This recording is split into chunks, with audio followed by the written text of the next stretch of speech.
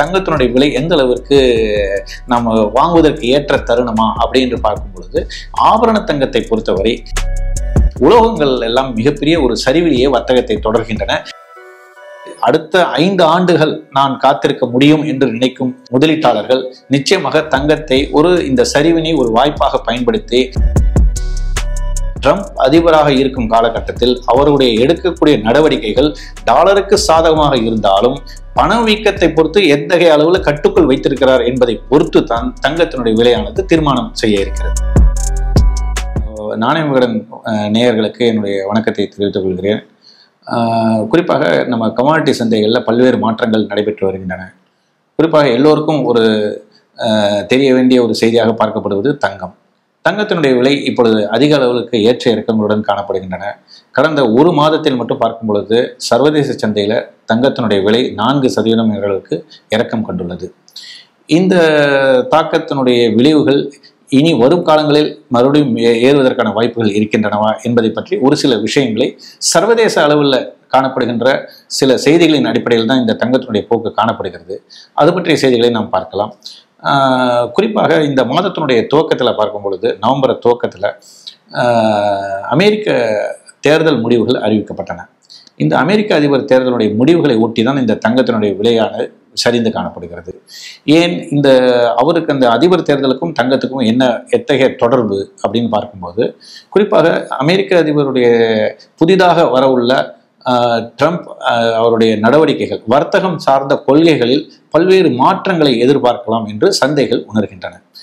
Trump எடுக்கக்கூடிய வர்த்தக கொள்கைகளில் குறிப்பாக சீனா மற்றும் இந்தியா உள்ளிட்ட நாடுகளிலிருந்து எத்தகைய இறக்குமதி கொள்கைகளில் அவர்கள் எத்தகைய முடிவுகளை எடுக்க இருக்கிறார்.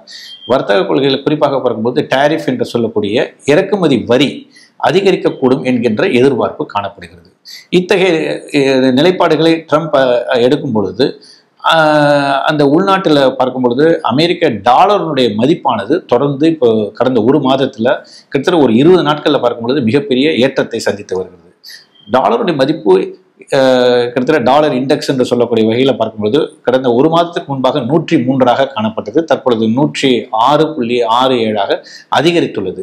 ஸோ டாலர் வலுப்பெறும் பொழுது நிச்சயமாக கமாடிட்டி விலைகளில் ஒரு சரிவு காணப்படுவது இயல்பான ஒன்று. ஸோ அத்தகைய நிகழ்வு தான் தற்பொழுது நடைபெற்றுள்ளது. ஆனால் இந்த இறக்கம் இன்னும் எவ்வளவு நாளுக்கு நீடிக்கும் அப்படி என்பது அடுத்த கேள்வியாக பார்க்கலாம். அப்போ இந்த வர்த்தகம் சார்ந்த கொள்கைகளில் அவர் எடுக்கக்கூடிய ஒவ்வொரு முடிவுகள் அவர்கள் அறிவிக்கக்கூடிய நிலைப்பாடுகள் புதிய அதிபராக தேர்ந்தெடுக்கப்பட்டுள்ள ட்ரம்ப் அவர்களுடைய நிலைப்பாடுகள் வர்த்தகம் சார்ந்த கொள்கைகளில் எப்படி எந்த ஒரு மெட்டலாக இருந்தாலும் சரி, அது தங்கம், வெள்ளி அல்லது காப்பர் ஆகட்டும், ஜிங்க் ஆகட்டும், எல்லா மெட்டல் சொல்லக்கூடிய உலோகம் சார்ந்த கொள்கைகளில் அவர் எத்தகைய முடிவுகளை மேற்கொள்ள இருக்கிறார் என்பதை சந்தைகள் கூர்ந்து கவனித்து வருகின்றன. ஸோ இத்தகைய காலகட்டத்தில் பார்க்கும்போது டாலர் வலுப்படுகிறது, இந்திய ரூபாயினுடைய மதிப்பும் வீழ்ச்சி அடைந்து வருகிறது. இப்போ இந்த நிலையில பார்க்கும் பொழுது தங்கத்தினுடைய விலையும் அந்த சர்வதேச சந்தையில் இறக்கத்தை காணப்படுகிறது. அதே சமயத்தில் இந்திய ரூபாயினுடைய மதிப்பும் பார்க்கும் பொழுது கடந்த மாதம் 83 ரூபாயாக ஒரு டாலருக்கு நிகராக காணப்படுது. தற்பொழுது 84.4 சரிந்து காணப்படுகிறது. ஸோ இதுவும் ஒரு பக்கம் டாலர் விலை அதிகரிக்கிறது. அதே சமயத்தில் இந்திய ரூபாயினுடைய மதிப்பும் குறைந்து காணப்படுகிறது. முதலீடுகள் இங்கிருந்து வெளிநாட்டு முதலீடுகள் இந்தியாவிலிருந்து வெளியேறுகின்றன. இதனால் டாலருடைய மதிப்பு தொடர்ந்து அதிகரித்து காணப்படுகிறது. ஸோ இப்போ இந்த சமயத்தில் ட்ரம்ப் இன்னும் அடுத்த ஜனவரியில தான் அவர் பதவி ஏற்க இருக்கிறார் என்றாலும் அது சார்ந்து அவருடைய முடிவுகள், அவருடைய பேச்சுக்கள் இவையெல்லாம் தான் வருங்காலத்தில் தீர்மானிக்க இருக்கின்றன. ஒருவேளை இந்த மாதிரியான ஒரு வர்த்தக கொள்கைகளில் அவர் ஒரு கடும் நிலைப்பாடுகள் எடுக்கும் பட்சத்தில், ஏனென்றால் இதற்கு முந்தைய ட்ரம்ப்பினுடைய பழைய அவருடைய ஆட்சி காலத்தில் எப்படி பண்ணார்னாக்க கிட்டத்தட்ட சீனாவிலிருந்து இறக்குமதி செய்யக்கூடிய பல்வேறு பொருட்களுக்கு 18% என்ற அளவிற்கு வரி விதிப்பு கொள்கைகளை ஏற்படுத்தினார். இதனால் எத்தகைய பாதிப்புகள் ஏற்பட்டன என்றால் உள்நாட்டில் எத்தகைய முன்னேற்றமும் காணப்படவில்லை. அந்த மாதிரி இறக்குமதி தேர்வு பண்ணும் பொழுது உள்நாட்டினுடைய பொருட்களுடைய விலைகளில் பார்க்கும்பொழுது அதிகரித்து காணப்படுவதற்கான வாய்ப்புகள் இருக்கின்றன. இது ஒருவேளை இந்த மாதிரி இந்த 18% அல்லது அவர் எத்தனை சதவீதம் அந்த வரி விதிப்பு கொள்கைகளை அறிவிக்கிறாரோ அது வந்து உள்நாட்டில் தயாரிக்கக்கூடிய நிறுவனங்களுக்கு லாபத்தை கொடுத்தாலும் நுகர்வோர் அடிப்படையில் பார்க்கும் பொழுது, கன்சியூமர் பாயிண்ட் ஆஃப் வியூல பார்க்கும் பொழுது விலை அதிகரிப்பதற்கான வாய்ப்புகள் இருக்கின்றன. இதன் காரணமாக பணவீக்கம் அதிகரிப்பதற்கான வாய்ப்பு அதிகமாக இருக்கிறது. அதாவது அமெரிக்காவுடைய பண வீக்கமானது வரும் காலங்களில் இவர் எடுக்கக்கூடிய நடவடிக்கைகளை கண்டு அதனுடைய பொருட்களின் விலை அதிகரிக்கும் பட்சத்தில் அமெரிக்க ஃபெடரல் எடுக்கக்கூடிய அடுத்த கட்ட நடவடிக்கைகள் அடுத்த வருடமோ அல்லது அதற்கு அடுத்த வருட காலத்தில் பார்க்கும் பொழுது இந்த மாதிரி பணவீக்கம் அதிகரித்தால் உடனடியாக ஃபெடரல் என்ன செய்யும் என்றால் உடனடியாக வட்டி விகிதங்களை உயர்த்தி அறிவிப்பார்கள். ஸோ வட்டி விகிதம் உயர்க்கும் பொழுது உங்களுக்கு நுகர்வோர் பாயிண்ட் ஆஃப் வியூல பார்க்கும் பொழுது அவர்களுக்கு அதிகமாக பணம் கொடுத்து வாங்க வேண்டிய கட்டாயம் ஏற்படும். அப்பொழுது குரோத் அஃபெக்ட் ஆகும். அதாவது குரோத் என்பது வளர்ச்சியானது பாதிக்கப்படுவதற்கான வாய்ப்புகள் இருக்கின்றன. ஆக இதனுடைய சேர்க்கை எல்லாம் வரும் காலத்தில் கிட்டத்தட்ட இன்னொரு 2-3 வருடங்கள்ல ட்ரம்ப் அதிபராக இருக்கும் காலகட்டத்தில் அவருடைய எடுக்கக்கூடிய நடவடிக்கைகள் டாலருக்கு சாதகமாக இருந்தாலும் பணவீக்கத்தை பொறுத்து எத்தகைய அளவில் கட்டுக்குள் வைத்திருக்கிறார் என்பதை பொறுத்து தான் தங்கத்தினுடைய விலையானது தீர்மானம் செய்ய இருக்கிறது.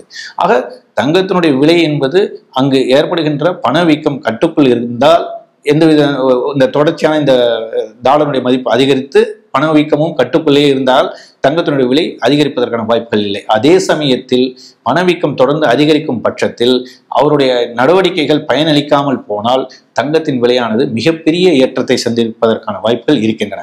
ஆக தற்காலிகமாக பார்க்கும் பொழுது குறைந்தபட்சமாக ஒரு 6 மாத காலத்தில் பார்க்கும் பொழுது ட்ரம்ப்னுடைய நடவடிக்கைகள் அனைத்துமே டாலருக்கு சாதகமாக இருக்கின்றன.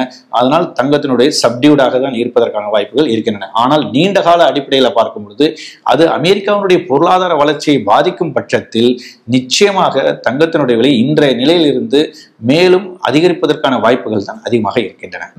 அமெரிக்க டாலர் அதிகரித்து காணப்படுவதால் மற்ற உலோகங்கள், அடிப்படை உலோகங்கள் என்று சொல்லக்கூடிய காப்பர், ஜிங்க் எல்லாமே சரிந்து காணப்படுகின்றன. ஸோ இந்த காலகட்டத்தில் பார்க்கும்போது 2011ஆம் ஆண்டுகளில் ஒரு பெரிய அளவில் உலோக குறியீடுகள் அதிகரித்து காணப்பட்டன. அதன் பிறகு ஒரு குறுகிய காலத்தில் 2022 ஒரு ஷார்ட் டேர்ம், ஒரு குறுகிய காலத்தில் மட்டும்தான் அந்த 2011 காணப்பட்ட விலையை ஒட்டி வர்த்தகம் நடைபெற்றது. அதன் பிறகு சரிவிலேயே காணப்படுகிறது. ஆக உலோக குறியீடு, மெட்டல் இண்டெக்ஸ் என்று சொல்லக்கூடிய வகைகளை பார்க்கும் பொழுது உலோகங்கள் எல்லாம் மிகப்பெரிய ஒரு சரிவிலேயே வர்த்தகத்தை தொடர்கின்றன. இது முதலீட்டாளர்களை பொறுத்தவரை பார்க்கும் பொழுது ஒரு நீண்ட கால அடிப்படையில் இந்த உலோகம் சார்ந்த பங்குகளோ அல்லது உலோகம் சார்ந்த MCX மற்ற சொல்லக்கூடிய குறியீடுகளில் வர்த்தகம் நடைபெறுகின்ற உலோகத்தின் மீதான வர்த்தகங்களில் மேற்கொள்வதிலும் சரி நிச்சயமாக அதில் நாம் கவனம் செலுத்த வேண்டிய ஒரு காலகட்டத்தில் நாம் இருக்கின்றோம். குறிப்பாக இது ஒரு புறம் இருந்தாலும் உள்நாட்டில் தங்கத்தினுடைய விலை எந்த அளவிற்கு நாம் வாங்குவதற்கு ஏற்ற தருணமா அப்படின்னு பார்க்கும் பொழுது ஆபரண தங்கத்தை பொறுத்தவரை இந்த இறக்கத்தை பயன்படுத்தி நிச்சயமாக அவர்களுடைய தேவைகளை பூர்த்தி செய்து கொள்ளலாம். ஆனால் இதனுடைய இறக்கம் எந்த அளவுக்கு நீடிக்கும் என்பது நிச்சயமாக நம்மளால் அறுதிட்டு கூற முடியாவிட்டாலும் மேலும் ஒரு கிட்டத்தட்ட இப்பொழுது 22 கேரட் தங்கம் என்று பார்க்கும் பொழுது 6,900 ரூபாய் என்ற அளவில் தற்பொழுது வர்த்தகம் நடைபெற்று வருகிறது. இது மேலும் இன்னொரு 500 ரூபாய் வரை குறைவதற்கான வாய்ப்புகள் அதிகமாக இருக்கின்றன. அப்படி இருந்தாலும் கிட்டத்தட்ட ஒரு 5 முதல் 10% குறைந்தாலும் கூட நிச்சயமாக முதலீட்டாளர்கள் இந்த ஒரு ஆப்பர்ச்சுனிட்டியை பயன்படுத்தி முதலீடுகளை மேற்கொள்ளலாம். அதே சமயத்தில் நீண்ட கால அடிப்படையில் பார்க்கும் பொழுது, அதாவது அடுத்த 5 ஆண்டுகள் நான் காத்திருக்க முடியும் என்று நினைக்கும் முதலீட்டாளர்கள் நிச்சயமாக தங்கத்தை இந்த சரிவினை ஒரு வாய்ப்பாக பயன்படுத்தி முதலீடுகளை மேற்கொள்ளலாம். ஈவன் அமெரிக்க கொள்கைகளில் ஏற்படுகின்ற சில பல்வேறு தாக்கங்கள் உடனடியாக தெரியாவிட்டாலும் அதனுடைய பிரதிபலிப்புகள், தாக்கங்கள் அனைத்துமே 2 வருட காலத்துக்கு பிறகுதான் நமக்கு தெரிய வரும். ஆகையால் அந்த நேரத்தில் நாம் இப்பொழுது முதலீடு செய்து வைத்திருந்தால் தான் அவர்கள் எடுக்கக்கூடிய நடவடிக்கைகளின் காரணமாக எழக்கூடிய சில சிக்கல்களின் காரணமாக டாலருடைய மதிப்பு குறைவதற்கான வாய்ப்புகள் இருக்கின்றன. அத்தகைய எதிர்பார்ப்பை வைத்துக்கொண்டு தற்போதைய காலகட்டத்தில் ஆவண தங்கம் தேவையாக இருப்பவர்கள் முதலீடு செய்யலாம், அல்லது மற்றவர்கள் ETF என்று சொல்லக்கூடிய எக்ஸ்சேஞ்ச் ட்ரேடட் ஃபண்ட் மூலமாகவும் தங்கத்தின் மீது முதலீடுகளை மேற்கொள்ளலாம். நிச்சயமாக பயனளிக்கும். நேயர்களுக்கு வணக்கம்.